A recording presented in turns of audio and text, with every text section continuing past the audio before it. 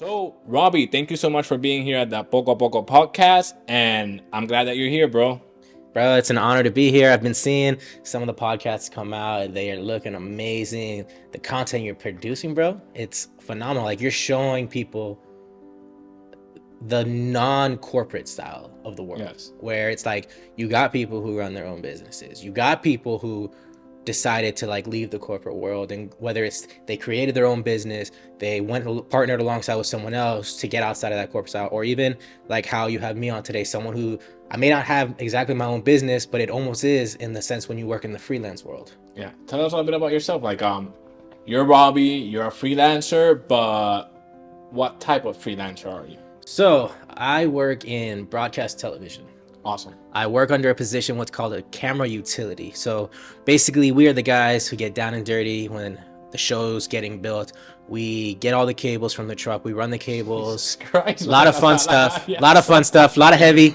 So being at Legendary Fitness, Yeah, getting what's going on, bro? getting that training, Those gains. picking up those cables, it's a perfect thing. So it's moreover, we start building the shows on the video side. There's people who do the audio side, so we split it up. Okay.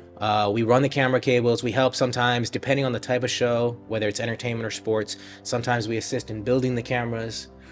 We get all the feeds to different, whether it's going to a monitor, a TV that's going to a director, a producer, or it's at the actual transmission feed that's going to get fed out to a satellite. We a lot of times are the ones who are running those cables and getting them all connected. I didn't know that. That's pretty cool. Into a satellite and all. Well, you told me that one of those shows or entertainment, sports-wise, is the Super Bowl and NBA Finals. Can you tell the crowd a little bit about that? So, a blessing as it was when the Heat were what they were, and I know they're gonna come back to. They're gonna get there. They're gonna get there again. My heart hurts for it, but they're gonna get there. But back in the day when the Heat were in the finals, I had the blessing of their last year in the finals to be able to work two of the NBA final games, to be in the arena, to be at the site, bro. The atmosphere. Overall, the atmosphere at that place during a regular game is crazy. Yeah. But to be there for a finals, and then to see the difference when you're working a regular game to working a finals game, how much more goes into it because of how much the director is trying to tell an even bigger story. Like, the stories are big when we do a regular game, trying to show just the team how they're trying to just pursue to get to that championship. Yes. But when you're showing this story through the NBA finals, through the eyes of the team that have made it to the top of the mountain, but now they're trying to accomplish it, there's just so much more that can go on.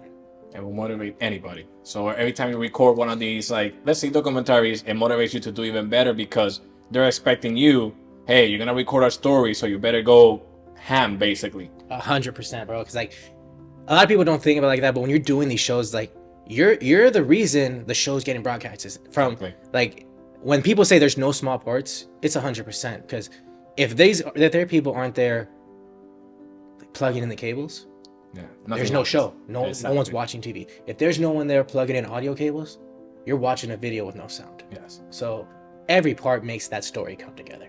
No job is too little. So how, what motivated you? Man, I want to be a freelancer. I want to do this. I love production, TV productions. I love recording these shows. I love all the things that go behind the scenes. What made you do it? Bro, it goes back to when I don't even know how old I was. I mean, I'm 32 now, but Damn. I hear that a lot. Don't worry. It's weird. When I'm outside of work, that's what I hear. When I'm at work, it's like, man, you're the kid. I'm like, no, I'm 32. They're like, nah.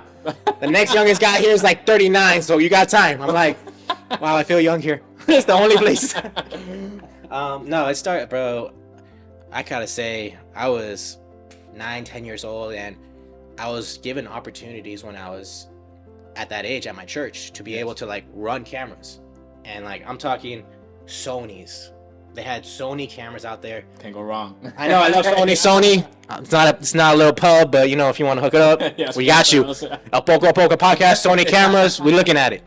No, but so I had the opportunity to run cameras, to learn from, back then, it was not the digital soundboards you have now, but you're learning through analog soundboards, and you're learning through analog lighting systems, which to me was an awesome opportunity, because now at the age we are now with the digital, yes, there's a lot of difference, but being able to learn from the old school stuff to see what the new school stuff is now, there's still so much foundations from learning the old school to learn the new school now. So back in the day, learned it as a kid, had many opportunities even at my church, which led to some crazy stuff. And when I was in high school, I started taking some classes that my high school would offer. They didn't offer many. Teacher actually had a baby, so the class disappeared. They didn't bring the class back. She never came back. So did it for a year, still was doing stuff with my church. And then when I graduated high school, I was like, I don't really know what I want to do. So the first 2 years, just like anybody, just did my regular AA, did that. As I'm doing it, I had the opportunity to take certain film and TV classes as my electives and little add-in classes. And I had a few professors tell me, hey, you know you could get this as your degree. There's jobs in the industry. There's do this, there's that. I'm like, sounds cool. I mean, back then there was film going on down here. There was everything going on. So I'm like, that sounds like a cool thing. But is it really legit? Like, can you make a career out of this? So thought about it, talked it over with some people, and I'm like, let's go for it. So got my bachelor's in it, got my bachelor's in film and television. During the whole time that I was getting my degree, I had an amazing opportunity because my dad met somebody to go work on those major PGA golf tournaments. Started off as a runner. Hey, everyone starts somewhere. Everyone starts somewhere. I didn't even start as a runner. I started as the golf cart driver for an announcer. 3 days. Whatever works. Went in there for 3 days, drove the cart. Didn't know a lot about golf. Apparently, you're not supposed to drive at certain times. Got corrected. It was great. They love to see you do that.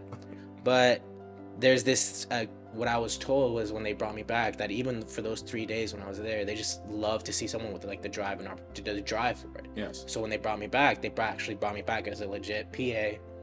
Was the whole week there. And I did what I did that first time. Like every minute, hey, you good? Do you need something? What do you need done? Do you need me to go run and get packages? Take anyone to the hotel? Just kept on my grind. And the whole time there, keeping on meeting people. And having guys see me there, that a young kid there, wanting to learn, and them teaching me different areas. Which I guess that's what happened was a year after. Literally, it's the only show I'm really working with TV. The only opportunity I have at the time. They come back, same position. Day before the actual tournament starts, they bring me into the production office, bring someone else in too. They go, Robbie, you're getting bumped. Back then, I didn't know the lingo. I'm like, I'm getting fired. What did I do? I don't know what's going on. I'm like, what did I do? What can I do to fix this? And can I still stay? We got the tournament's about to start. You guys had me here all week and then take me off in the tournament. And then all of a sudden, they go, we need you to sign this paper because you're getting a pay bump. I'm like, oh, bump is good. Bump is good. Never mind. Let's go. So got the opportunity to actually do a production position. That led to them putting me on their actual payroll to travel. So that year, got the opportunity to travel about 5 different shows, work alongside the same guys I'm working with. So, and the cool part about a TV crew, it is what they say. It's like a family. Me being brand new, only being known as the PA, when I got my first opportunity in Miami, they helped you. Guys were spending their free time when we had nothing going on, saying, hey, this is how you wrap cables. Hey, this is what this cable does. This is what this cable does. Some people in the industry, I was so surprised. I was surprised to be like, man, you guys are trying to show me this love. Like, I just got in your position. And you want to show me this love instead of being like, oh, get out of here. This is my spot. And that was like, that's why I say, like, my TV crew is always, I see as a family, because they looked out for me. They showed me the ropes. They got me to where I am today with the drive I had, plus the teaching these guys have shown me, and they still show me to this day. I got guys teaching me new stuff every day. So from there to there, it's just been the mixture of the people I meet and the motivation to like always want to, when I'm at a job site, I'm there to work. I'm going to have fun. I'm going to joke around, but you tell me to do stuff, I'm going to do it. It's like me when you see me recording the videos at Legendary Fitness and an event or at the gym. I'm having fun, but at the same time, hey, I'm working, but having fun at the same time. And when it's time 100%. To work, you gotta work and just shut it off and be like, hey, we'll talk later, but it's time to work. And no, go ahead. Oh no, I was just agreeing with that. Oh, okay. There's so many times where you get to this industry, and I've always told myself to never let this happen, where you let those years pile on. And I'm still, I mean, I've been in about 8 years now putting it in the TV industry, which is still to others really young. I'm still, like I said, they call me the kid. I'm the kid over there. 8 years, they look at that and they laugh. But the one thing I never want to see is some of these guys where I see, and I love these guys, but some of them come in and they get this high hat of, oh, I've been here for 10 years, 15 years, 20 years. Yeah. I don't have to work as hard because I've already put the years in. It's like, no, bro, a different, like I was told one day, you come to a job as a freelancer, that job, you're there to show who you are that day. You leave that job and go to a new job another day, you're re-showing yourself who you are that day.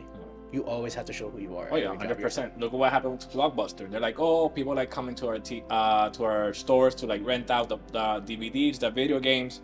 Netflix, you suck. And look what happened. They got cocky. Yep.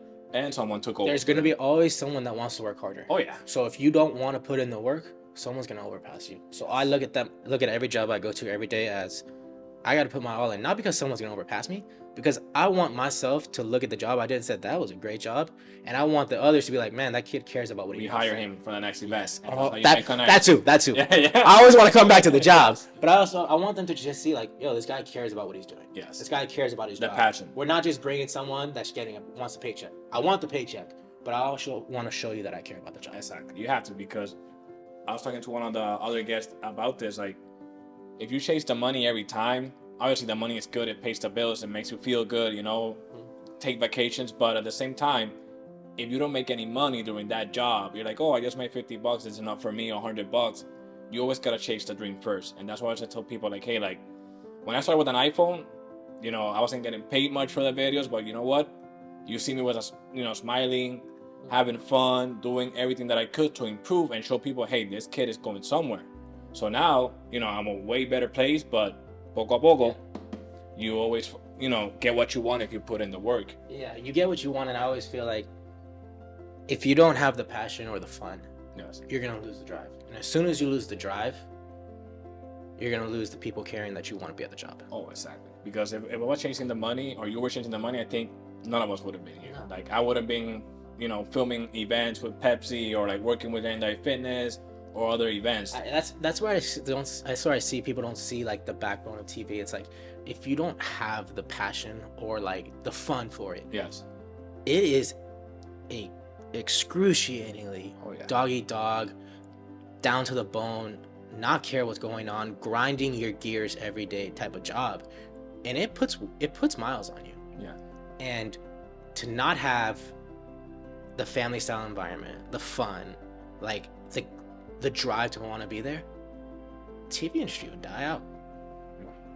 And during your 8 years of working, do you had any like days that were like, man, this is not for me, I want to quit? You went through your dark times. You know, you don't have to go too personal if you don't want to, but you know, like, you had a bad day. I wouldn't say I ever had like the dark times where we're like, oh, I'm done with this industry. Yeah. Well, I say I've had days where I've gone in, made a few mistakes here and there, got torn up by one of the bosses. Yeah, I mean, I can clearly remember this one time where it's a job that I'm still doing. I've been doing it for years. Finally got trusted at a position to where it's a higher position, more trust, more work. Yes. A little more money, but a lot more work. And the biggest part of that job is you're not in charge of fixing, maintaining, or any of that. You're just in charge of basically handing out the gear, getting the gear out, making sure the gear that goes out comes back, and keeping all your stuff together. And one day we had a piece of rental gear that wasn't ours. Usually the gear that comes in the truck that I work with is our gear. That piece of gear didn't even make it to my truck, so I didn't even know I was in charge of it. Yeah. It went out, stuff, I was told about it. I was like, cool, stuff's supposed to be there. I get it. The piece comes back. They're like, Robbie, did you check it? I'm like, I can check it. I don't know what was in there at the start because it didn't ever went to me. Checked it. I'm like, yeah, everything looks good in there. 2 days later, I get a call from my boss. Hey, that rental piece, it was missing a piece. We had to give ours, and just to let you know, that piece that we're gonna have to pay for is X, Y, and Z amount of money. Jesus Christ. Great job. And like the end all in his like text, because he didn't even call, he just sent me a text, was, Robbie, I trust you. I can't have to, I shouldn't have to worry about these things because I know you're on it. But if you're not going to be on it, how can I trust you at this spot? I'm like, well, there goes that position. Yeah. Luckily, I got chances after that, but that, like, to me, like, a dark time like that is like when you let your boss down, like a boss that trusts you, a boss that always looks out for you, tries to get you more days of work, more this and that. Yeah, gives his all to help you out. And you let him down like that, even though, like, my buddy who was like my mentor in that job, he goes, it's not on you. It's a rental gear. You never saw it. He's gonna take it out on you because he has no one else to take it out on. But that couldn't be on you because you didn't even get the gear. I'm like, I know, but like you said, he took it out on me, and I feel bad now. I didn't even have the gear, and I felt on it. Oh, okay. So I wouldn't say, like, and I feel like you'll agree with this.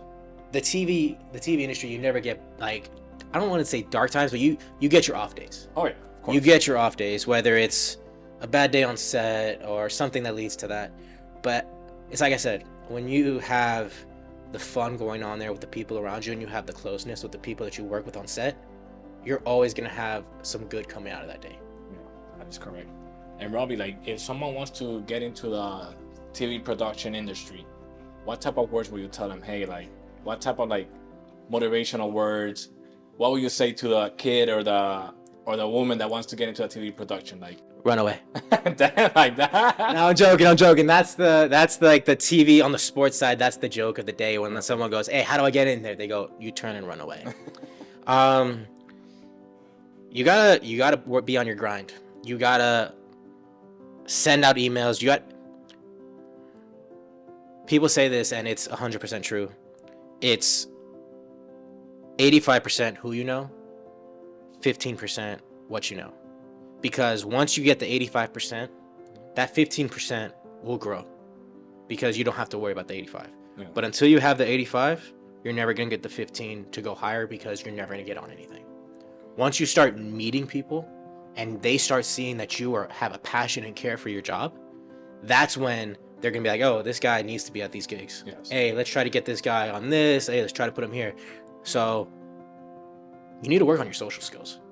People think TV people are dark, exclusive, not wanting to talk to people. Introvert. That's 100% the opposite. We're the opposite. We may just look like we don't like to talk to people because we're behind a camera. I mean, we're working. We're not going to talk at that time. But TV people are 100% talkative. Because if you're not talkative, no one's knowing you. If no one's knowing you, you're not getting hired for the gig. Yeah, exactly. You just got to put in the work, but you never know who's watching. You can be recording, and then you do a slip up, and that person was gonna hire you, and then you're like, shit, like, I screwed up. 100%. So that was you always act professional, always be on point, always look out for yourself, like, look nice. Yep. Get your hair cut. Bueno, yo no tengo tanto, pero, you know? I mean, you can use a little shade. A little bit. And then the other thing, if you're not punctual, you need to work on that to work in TV. Oh, yeah, big time. I've always been told this too, on time is late and early is on time. If you're early, that means they see you there, you're ready to go. If your call time is 9 a.m. and you're getting there right at 9, that says you waited and you rushed to get there. Yeah. If they see that you're there 15 minutes early, 10 minutes, I'm not saying get there an hour early. I'm not saying even get there a half hour early. If you get there 10 to 15 minutes, get yourself ready, not rushing in, have a chance to see what's going on the show you're working on. Have a feel for it, before you actually have a meeting and get told. It makes you look like you care to be there. It makes you look like you want to work. Exactly. So it's like 100%. Tardiness is horrible in this industry. Oh yeah, big time. That's if a show is tardy when it went live, that's millions of dollars. So if you're tardy for a show that's gonna go live, you're gonna cost that show millions of dollars. Jesus Christ, that much? Not really, but it's an idea. Oh damn! That's why when you see me in the events, I go super earlier, like 30, 45 minutes, because you want to have a feel, the environment. You want to see where you're working at, who's that person, who's joining us for that event. So that's a pretty good advice.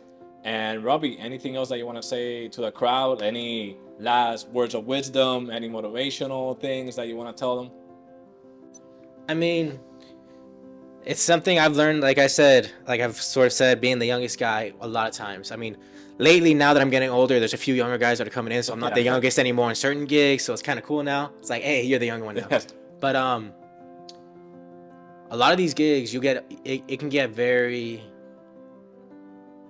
it can feel weird sometimes someone younger, walking into some of these gigs, seeing guys that are in their 40s, in their 50s, that have been doing this industry for 20, 30 plus years. Yes. And it can feel very intimidating. But like, what I would say is don't let that age difference scare you. These guys, 75% of the time, are there and they'll answer questions. You got questions about anything you're working on, they'll tell you, they'll help you, they'll walk right alongside you and show you. There is that 25% that don't care anymore. Like I said, You got guys that are there for the paycheck and the paycheck alone now. They walk into a gig, want to get it done. They don't like seeing new people because it makes them have to actually work more. Okay. But you will get 75% of the people that'll be like, yeah, this is how you do this is how you do this. And don't think you have to come in there knowing everything. You're gonna mess up. It happens to everybody. Yes. You're gonna run the cable the wrong way. It happens 50 times to everybody throughout their years. You're gonna do things wrong, but it's to know that, hey, I did it wrong. Learn from it. I'm gonna learn from it. I'm not gonna do it wrong again, even though you are, but to not be scared to step foot into it. That's pretty good. And Robbie, thank you so much for being here, bro. I appreciate it. It was fun. Anytime you want to come back, let us know. And guys, I gotta tell you, bro, I'm not used to this. Me neither. Like behind that camera right there, that you guys are looking at us right here and right here, that's where I'm at. To be here, I don't know what I'm doing. This has been fun. This has been crazy. I'm not used to talking on a mic like this with Ray. Me neither. So, well, me neither. You're the host of all these shows, bro.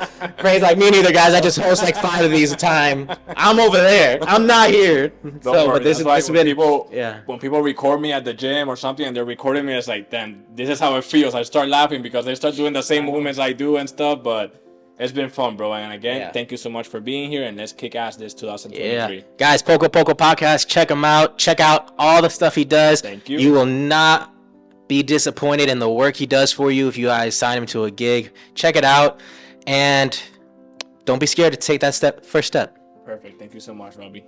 Boom. That was good, bro. You did good, bro.